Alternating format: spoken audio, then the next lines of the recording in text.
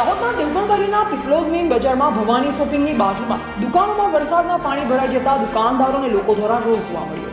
Dahod Godhra road પર વરસાદનું પાણી ભરાઈ જતા પીપલોદ બજારમાં આવતા આજુબાજુના રોજગાર મેળવવા તથા રોજિંદી અવરજવર કરતા લોકો માટે આવતા લોકો તથા શાળાએ આવતા નાના નાના બાળકો બાઇક સવારો માટે મોટી સમસ્યા ઊભી થઈ છે. રોડ પરથી પાણી ભરાઈ ગયું છે. પીપલોદ બજારમાં આવ ફાટ્યો તેવી સ્થિતિ હાલ સર્જાઈ છે. પણ હવે આનો નિકાલ કઈ જગ્યા પર કરવાનો? હવે તંત્ર દ્વારા પાણીનો નિકાલ કઈ રીતે કરવામાં આવશે? આ વખતે પીપલોદ મેઇન બજારમાં દુકાનોમાં અને રોડ પર અનેક વિસ્તારમાં પાણી ભરાઈ ગયા છે. આનો નિકાલ કઈ જગ્યા પર કરવો? આજે જાહેર જનતાને મુશ્કેલીનો સામનો કરવાનો વારો આવ્યો છે. હવે સવાલ ઊભો થઈ રહ્યો છે. જ્યારે શાકભાજીના વેપારી લારી ગલ્લાવાળા પાણીનો નિકાલ નહીં કરવા દેતા આજુબાજુના દુકાનદાર સ્થાનિક લોકો આનાથી રોષે ભરાયા છે. શું કોઈ જવાબદાર તંત્રના ધ્યાનમાં આવશે ખરું કે કઈ ઘટના કે નુકસાન થશે ત્યારે તંત્ર જાગશે? હવે તે જોઈ રહ્યું છે. રિપોર્ટર હિંમતભાઈ પટેલ, સિંગવડ, દાહોદ.